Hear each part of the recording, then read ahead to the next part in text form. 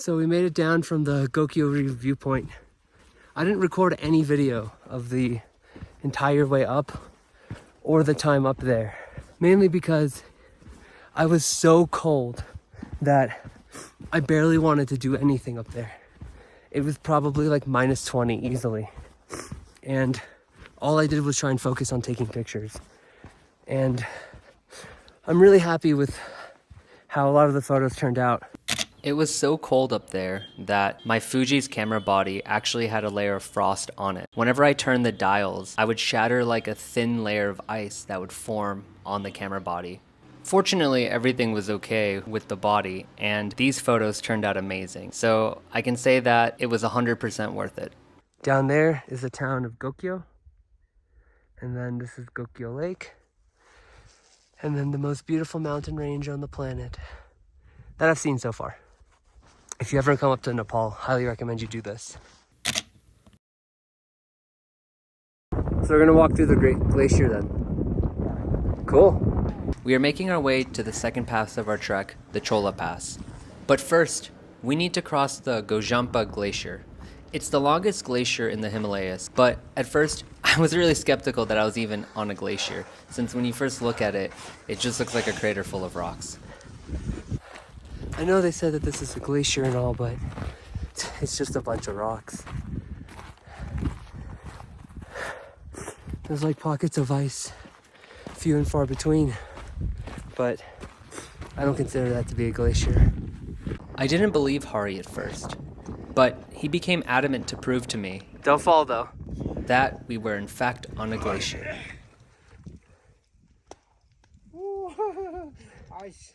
Ooh, look at that. That's cool. Oh. So we're walking on a glacier that's covered in... But we're walking on a glacier that's covered in rocks. I had a really hard time wrapping my brain around this concept because I saw some glaciers in Alaska earlier last year, and I guess I was just really confused about how there could be so many boulders and rocks over all this ice and how it could get here. Before I could really dive deep into this concept and subject, we were pretty much at the end of the glacier and we're getting ready to leave. Looks like we're making it out of the glacier now. Hari's coughing. He has Himalayan cough. That's what they call dry cough here. Man, this view is epic.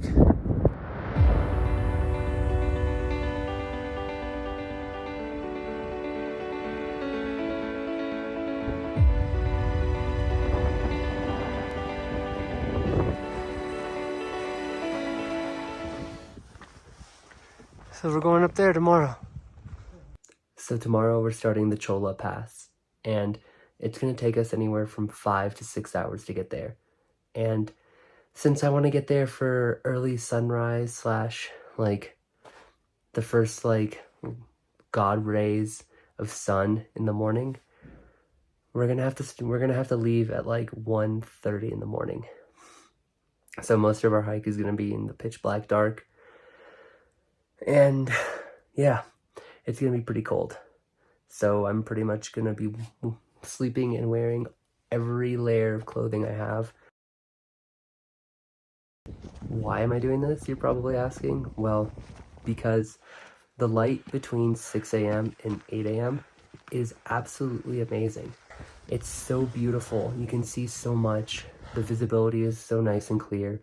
And after 8, everything gets really hazy, and by the afternoon, it's usually really cloudy and really shitty. I think we're almost at the top, because it seems like the rock has leveled out quite a bit, but who knows? It's so pretty though. Look at this. It's so majestic, and I'm like always perpetually out of breath with the stuffy nose here. Totally worth it. I'm almost at the top. Thank God. Just check that out.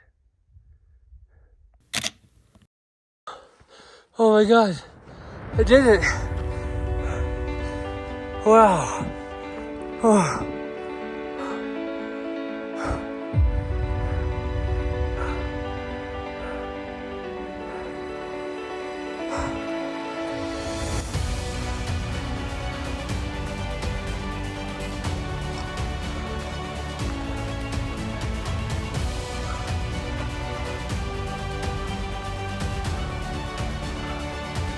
see if we can go up there. Let's grab the camera and make our way up. Epic. It was totally worth waking up at 1 a.m. for this.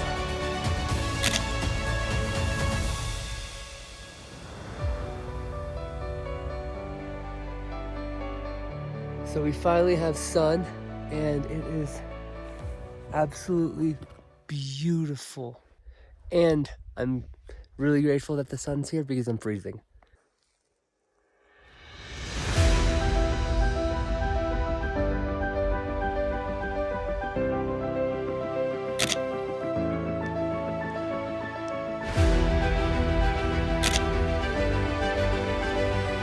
$5,420 meters. It was absolutely worth it. That's all I can say.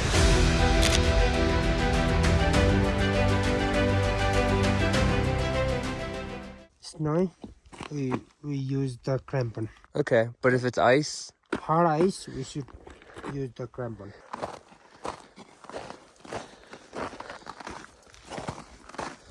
So it looks like we don't need crampons. And we get to walk on really crunchy ice snow, which is really satisfying to step on. A Nepali version of a snowman? Or maybe a snow yeti? I can't believe sometimes that Nepal has such a diverse mountainscape. It feels like almost everywhere we go, it's something new and completely unique. I mean, just look at that.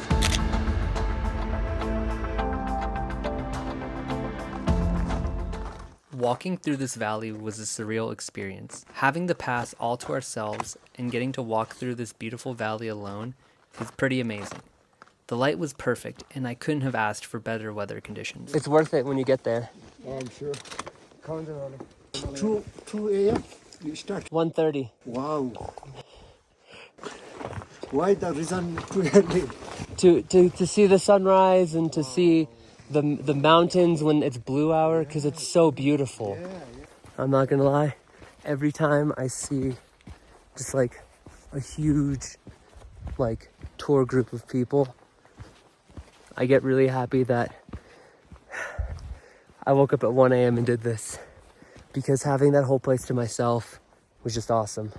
One of the best feelings in the world is descending after a long hike. With the sun beating down on us, these gorgeous views, you really couldn't have asked for a better morning. Though, I can say that overall, I'm not really enjoying having a guide.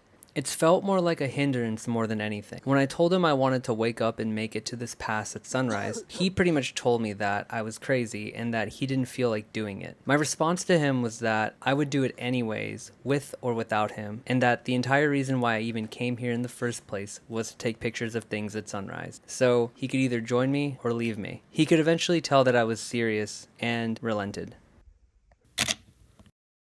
I hope this is the town we're staying at tonight. Or the village, I should say, because I am exhausted. This is where I'm staying tonight. It has hot towel and napkin service, a geyser shower, and Wi-Fi available. Nice.